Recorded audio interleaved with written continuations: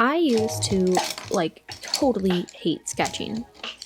In fact, I disliked it so much that I would only practice art in mediums where you really didn't have to sketch, like watercolor or collage.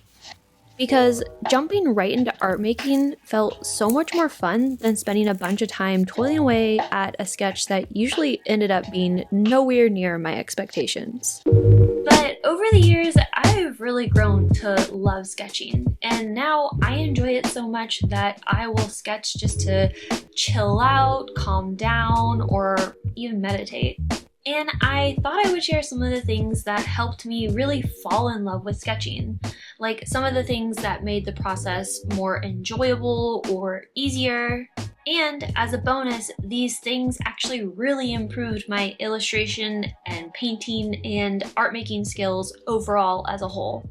So if you're someone who tends to avoid sketching, or when you actually do sketch, it literally looks nothing like how you saw it in your mind's eye, this video is for you. Okay, let's get into it.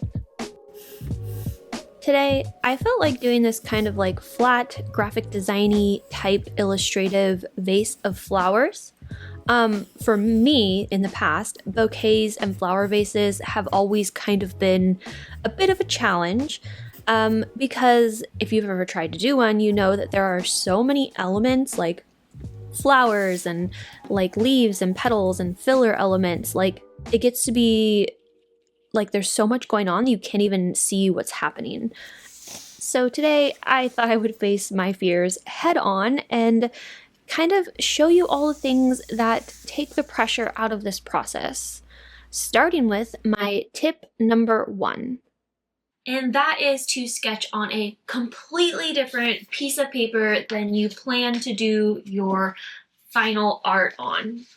And this is good for a couple reasons. One, it puts you in a completely different mindset where you're not scared to make mistakes, and it kind of takes the pressure off of feeling like you need to create that one perfect piece. I know me personally, I'm more bold and experimental with my strokes when I'm not thinking in terms of oh, I don't want to mess up this piece of paper, so I'm gonna do as little strokes as possible.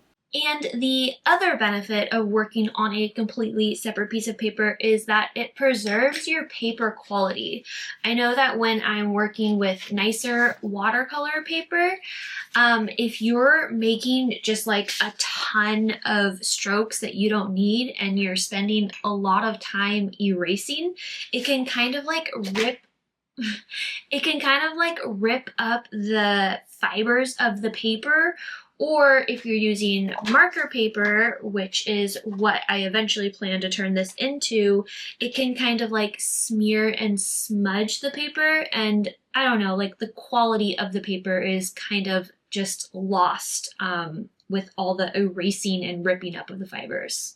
So like I said, since I am planning on creating a marker piece with this marker paper, I'm just going to use this.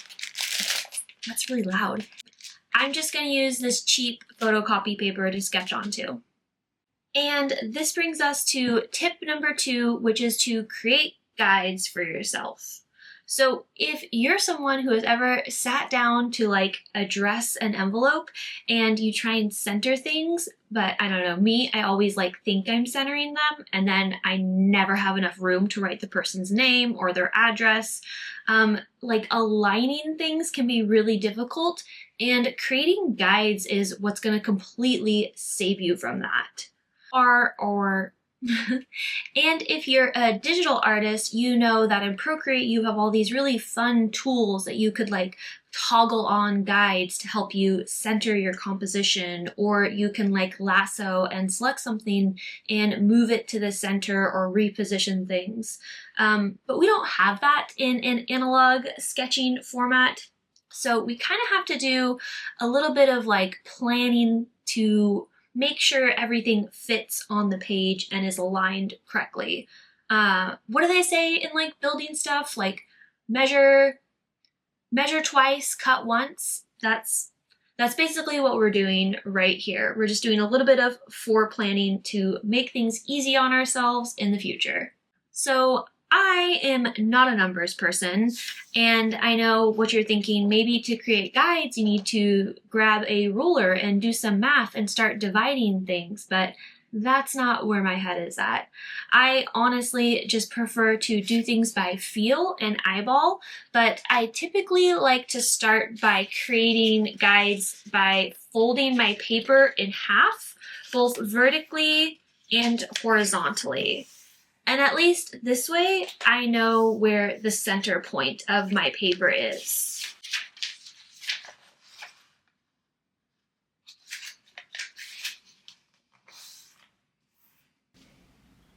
But if you're an artist, you've likely heard of the rule of thirds, which is basically just a principle for composing images or like art or whatever, where you essentially break down your canvas or your photo or screen into 3 equal parts horizontally and vertically.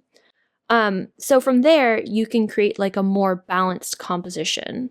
I'm not going to get too much into it into this video, but I like to find the thirds because that's how I always compose everything that I do, no matter what I'm doing. So I have this little hack that helps me find where the thirds are on any piece of paper without having to measure it and divide it by 3. If you guys want to see a specific video on how to do that, I would love to share it because once I found it out, I was so stoked on it. But basically that's what I'm doing right now, is just dividing my canvas into thirds. Okay, and we are at tip number 3, which is to ghost things in using a soft pencil. And you don't have to use a soft pencil. I, over time, have learned that soft pencils are best for my style. But to each his own. So, but anyways, so my background is in graphic design and digital illustration, and I came from the commercial art world. So I started my art journey illustrating digitally in Photoshop and Procreate. And when you like have a digital landscape and a digital background, you don't really need to worry about how heavy or light your lines are, because you have the magic that is layers, where you can just turn off a layer and then create a new sketch on top of it, or you can even turn down the opacity of a layer.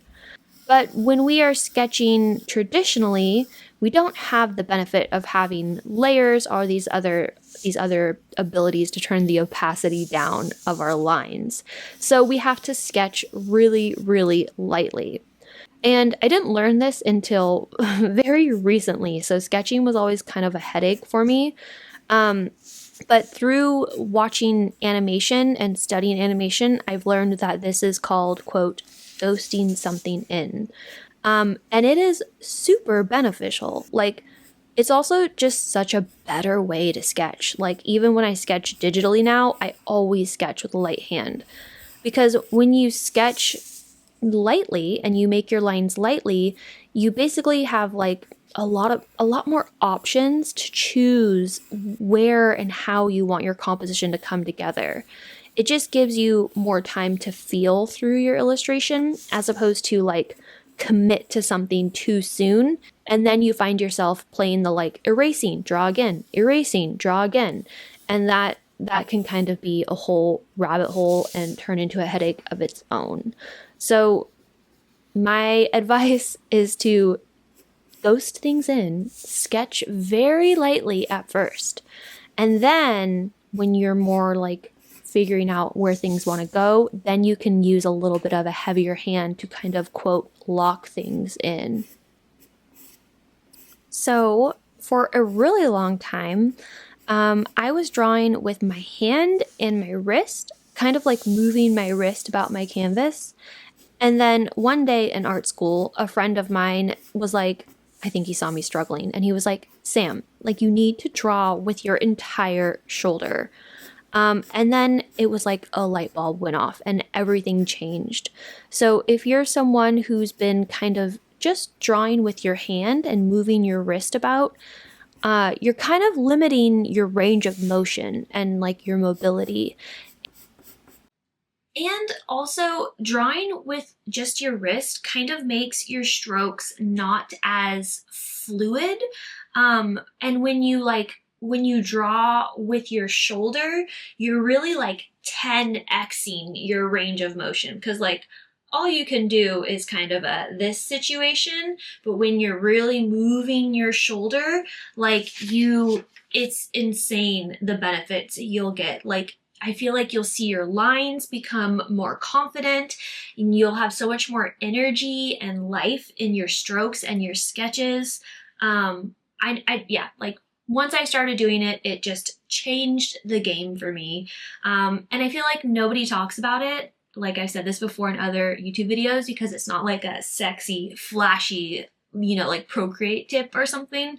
But seriously, draw with your shoulder, let it all like hang out and get loose with it.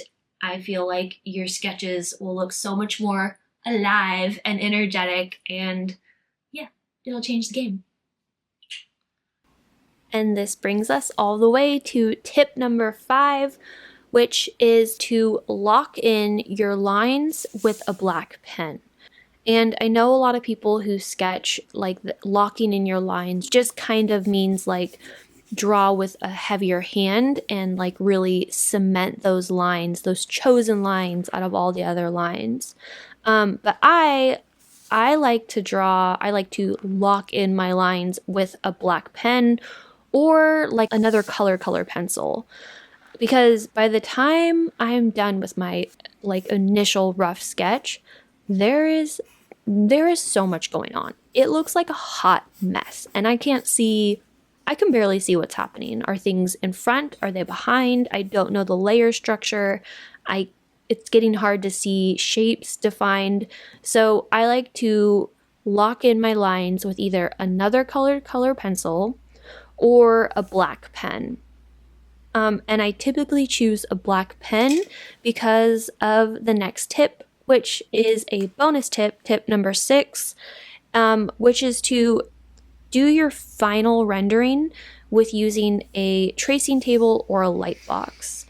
And you can honestly use like your iPad. You just need something that has light underneath it. So if you were to hold your sketch up to the window and tape it there, and then tape another piece of paper, which is like your quality paper that you want to do your final piece on top of that, then the light will shine through and you will be able to see your sketch with your black marker lines, and it will be so much easier to just trace your final thing in one go, and then you won't have a bunch of like messy lines on your nice watercolor paper, or in my case, marker paper. So that is all the tips I have for you. I hope you enjoyed watching me sketch this bouquet. I'm really excited because actually I am sharing this sketch because in the next video, if you want to watch it right now, you can. I am talking about how I use my Tombow markers to create like a super luminant and visually interesting look by layering my Tombow markers. So if you want to watch that, you can go ahead and check that out now. And that is it, you guys. Thank you so much for hanging out with me. I hope you learned some valuable tips in today's video that maybe is going to make sketching more enjoyable for you. If you found it valuable, please go ahead and leave a like, or better yet, leave a comment, because I would love to hear from you down in the comment section. Yeah, I just like any feedback would be great. Just want to hang out. That sounds okay. Bye, you guys.